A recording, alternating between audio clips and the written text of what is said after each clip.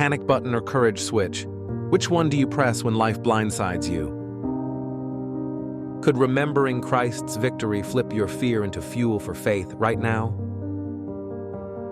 Confident disciples claim clarity, but Jesus warns of an approaching hour when confidence will crumble and each will run for cover. Even so, he faces their impending desertion without bitterness, certain of the Father's presence.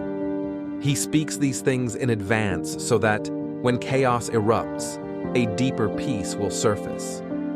The world still throws punches, yet the knockout blow already belongs to the risen one who says, "Take heart, I have overcome." Father, when trouble closes in, remind me that Jesus has already won. Switch my fear to faith and fill me with unwavering courage today. Amen.